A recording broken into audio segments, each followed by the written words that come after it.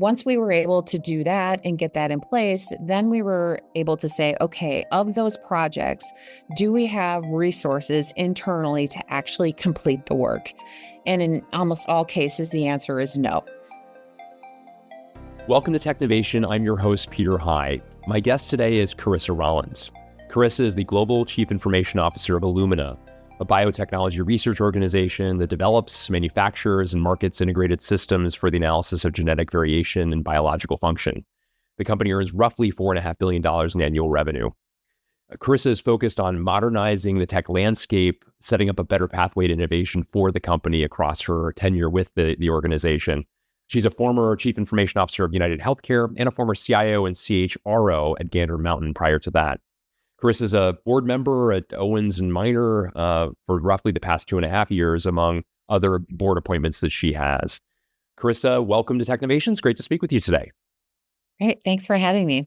It's a great pleasure. And thank you, especially as I know you're taking this from India. I look forward to delving a little bit further into all that's afoot with the organization in India. But before we do, I thought maybe we should just talk a bit more about the background into the business you're in. Perhaps some of our listeners or viewers will be less familiar with Illumina. Can you fill in some blanks as to the business that you help lead? Yes. So we are the global genomics and human health leader. We are really innovating for the future of precision health. So we develop DNA sequencing and array-based technologies that help in research and discovery and in personalized health. And so you probably maybe have been following over the years sequencing of genomes. It was very expensive, obviously, a long time ago. We've been working on reducing the cost. And now we're really working on the total cost of the workflow and the total workflow of sequencing a genome, as well as making sure it's accessible. It has the potential really to solve humanity's biggest challenges. And our technologies are used to address those challenges, including cancer, rare diseases, infectious diseases like COVID-19, climate change, and food insecurity as well. So not just about human health.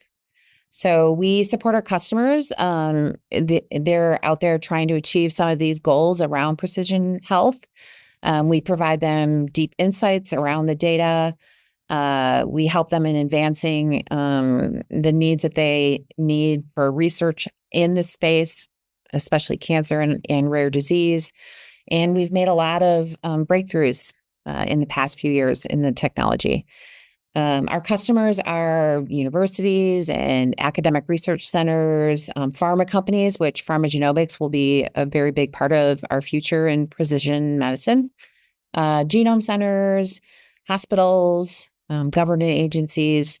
So we're the leader in the world in genomic health. Fascinating. Thank you so much for that overview, Carissa. While we're at it, why don't you provide a bit of an overview of your role as Chief Information Officer as well? Sure. So I sit on the executive leadership team. I report directly to the CEO, and I have responsibility for all of our enterprise systems at Illumina. So that includes everything that's customer facing as far as sales, operations, information that they need to run their systems, et cetera, as well as all the internal financial systems, workplace systems that we use for our employees. All of that is underneath the responsibility of my team. And there's some things that are outside of it, which we can talk about later, that we've been working on bringing back in. Illumina is a 26-year-old company, and very entrepreneurial. And so we've grown a lot, and there's areas where we have duplication, and we'll talk about some of those areas that we're working to consolidate. I also have product security. So all of our products that are shipped every day out the door, I have the team that makes sure that they're secure. Enterprise security, securing the four walls of Illumina and all of our enterprise systems, infrastructure, cloud, all of those areas as well. Very healthy purview, to say the least, and remarkable the amount of growth across 26 years in the organization. Well, let's double click on a point you raised. That growth at times can come with some redundancy, as you pointed out, and the need for continued hygiene to ensure the organization is modernizing. I mentioned at the outset, and I know this from our past conversations, that you and your team have spent a good amount of time of helping to modernize and to reduce some of the redundancy of the organization. Talk a bit about some of those efforts, if you would, and progress has been made in those areas. Absolutely. So we really took a close look last year at the end of 2023 and going into 2024 at all of the technology assets owned by Illumina. Where are they residing? Who is actually care and feeding them? Are they duplicative to other systems that we have? So, what is our best system going forward for the particular capability that we're trying to address? And have come up with really a target list of systems to be enhanced and systems to be retired, as well as, I would say, assets that are outside the purview of the IT organization that need to become part of our organization so we can care and feed them appropriately, modernize them as we go. So it's been a great effort with my team. We've discovered things that we didn't know we had. We've had the opportunity to work very closely with the business on the value that these systems are bringing and how we make sure that we've chosen the best path forward to not interrupt their business processes, but to also maybe enhance those processes with the tools that we already have in place.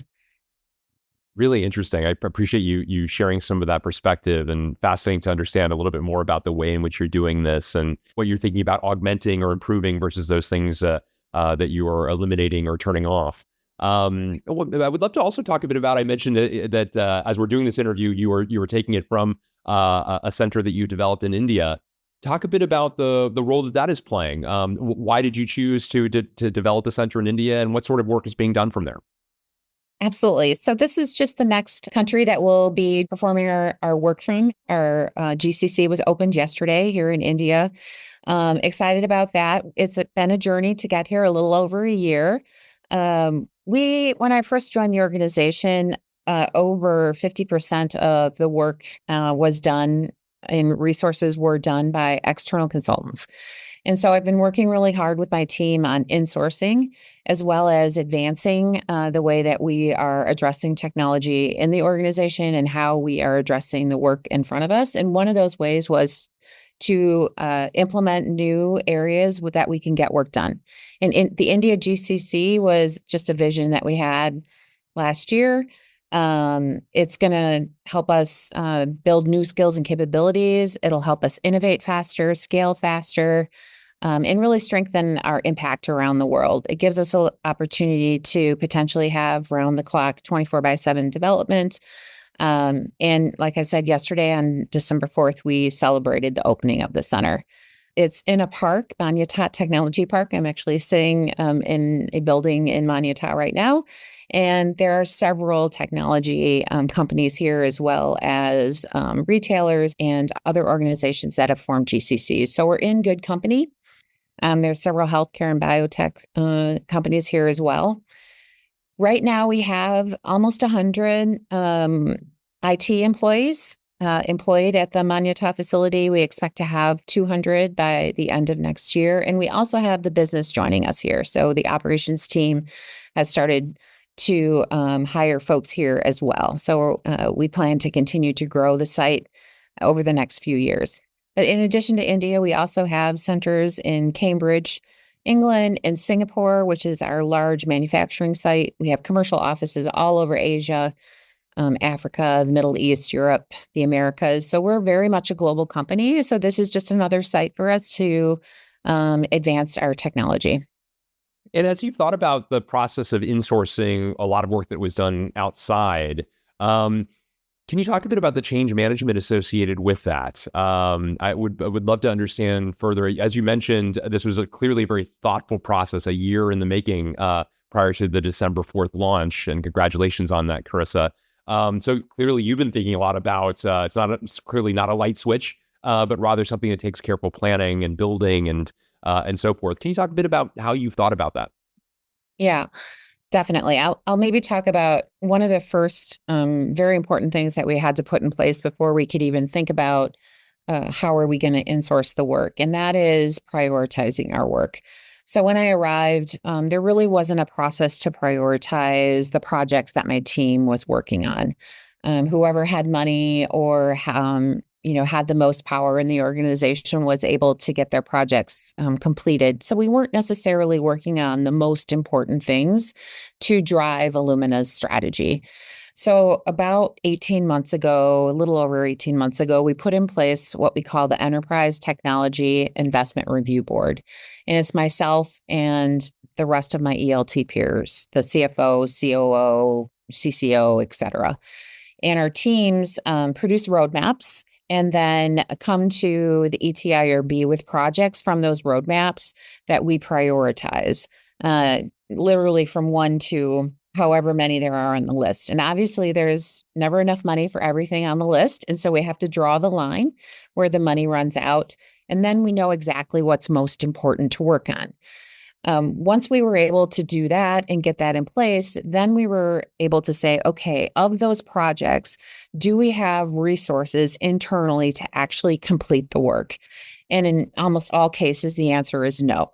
And so we started working on where do we need to shore up our teams so that we know for the next 2 to 5 years, we have the right resources in place to do the work mostly internally rather than having to write an RFP and SOWs with vendors to get the work done.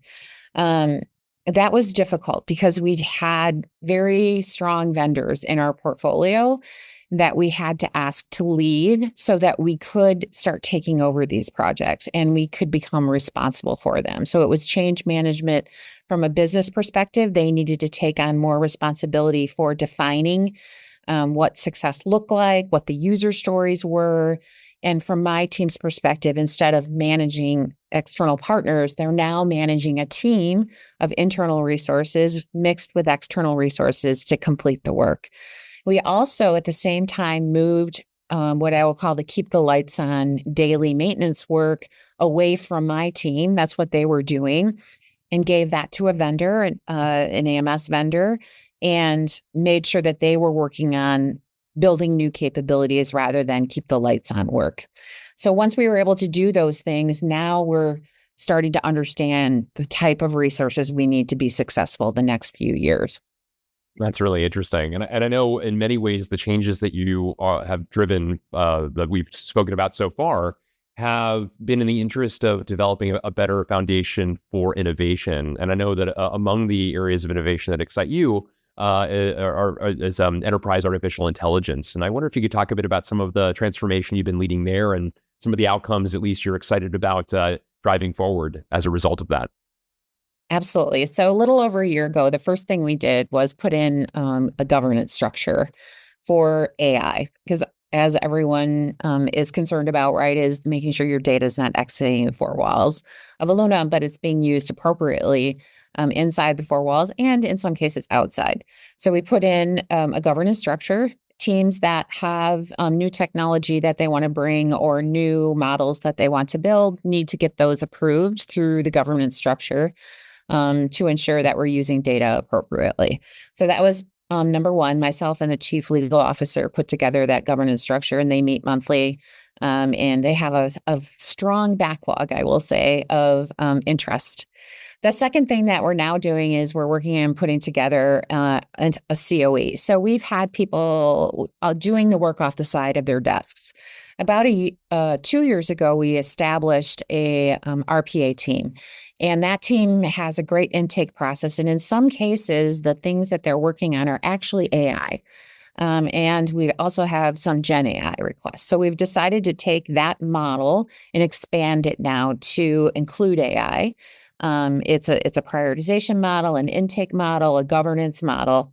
In addition, I'm going to be hiring a VP of engineering for data and AI that will be responsible for ensuring our path and all the things we're working on from an AI perspective are the right things for us to be working on. We'll establish that COE as well as bringing together the data and analytics teams around the organizations into a COE, which will ensure that we have the right data in the right place for the AI initiatives.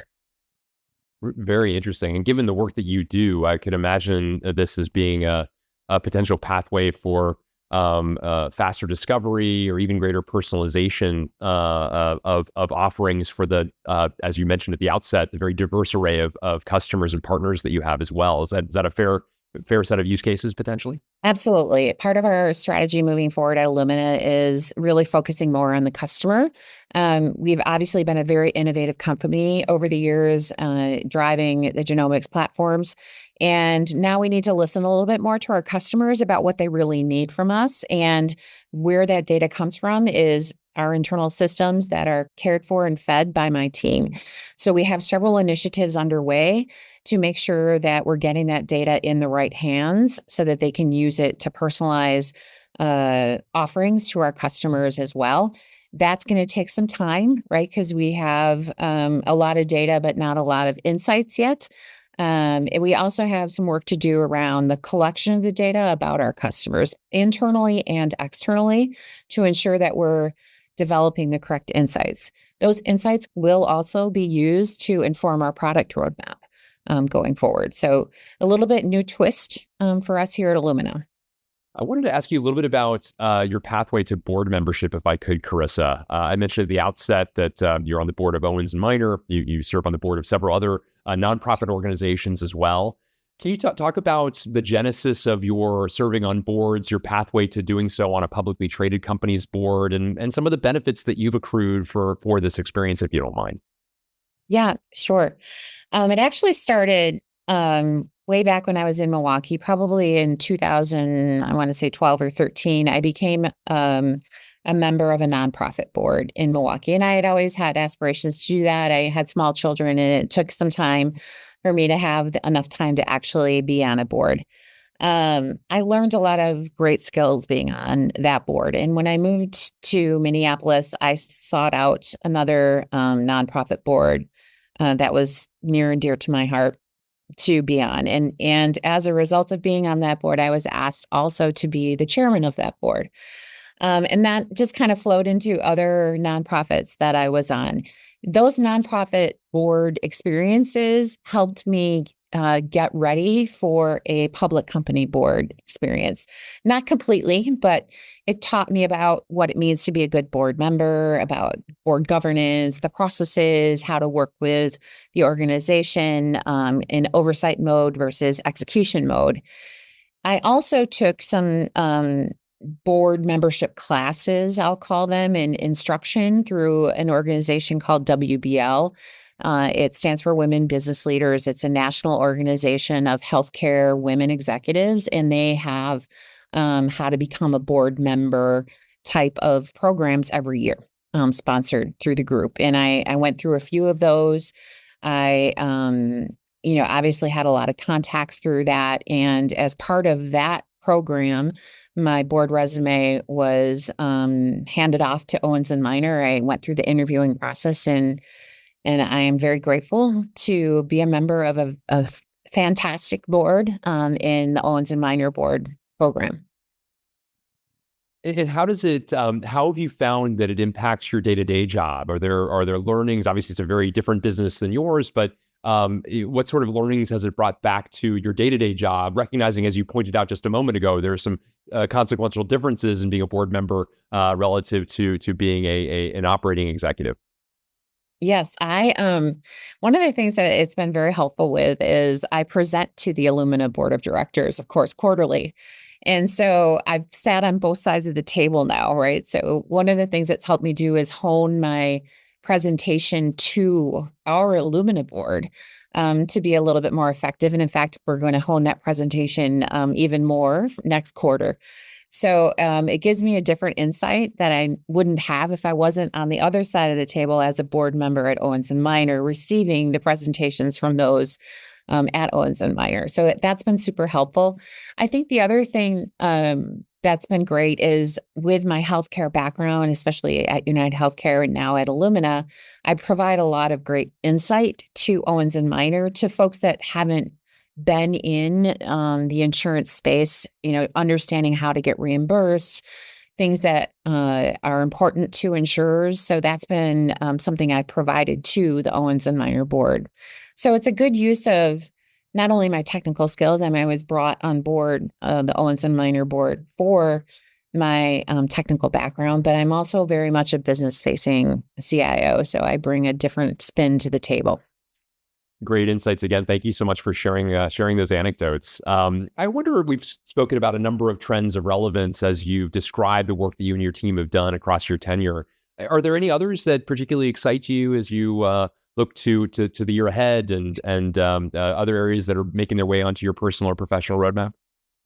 Yeah, I do some talking because of my healthcare background. I do some small speeches here and there about how AI can really change the healthcare experience. So, um, really, AI powered diagnostics and personalized medicine are going to help improve patient outcomes through many ways: early disease detection, tailoring treatments, genomics, pharmacogenomics, making sure that once a rare disease is identified or some type of chronic condition is identified, pairing the correct medication for the individual, super important to their care.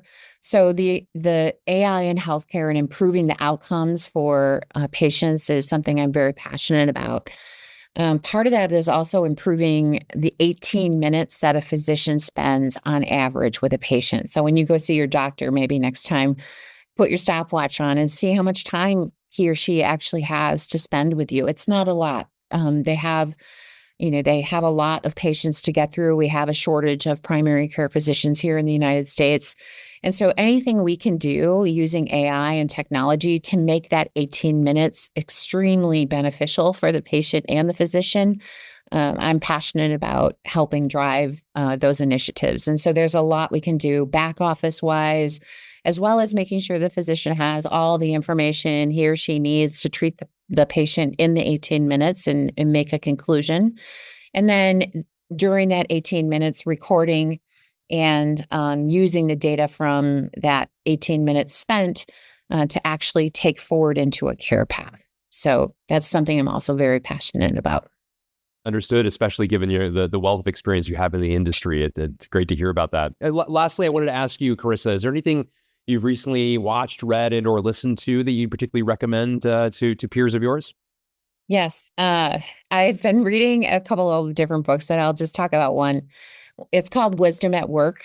It's by Chip Conley, is the author. And he talks about those of us who are kind of in our elder stages of our career. I don't like to call myself an elder, but I will because that's what the author talks about. And it's just transitioning from being that person that's executing and doing the day to day to also being this modern elder and helping other professionals through their career, sharing your wisdom.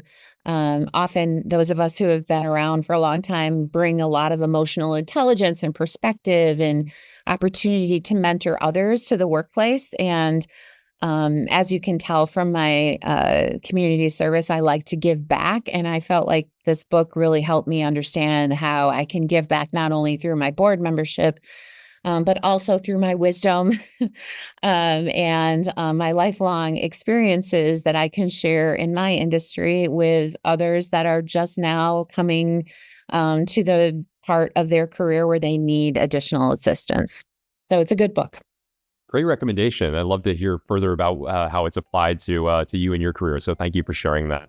Carissa, thank you more broadly for a fantastic conversation, sharing a great number of stories and anecdotes about the progress you and your team have made, the value you're driving, areas of innovation, modernization practices that put the organization on a better footing among the various topics that we've covered. It's been a pleasure speaking with you today. Thank you. It's been a pleasure speaking with you. And I, again, appreciate the opportunity.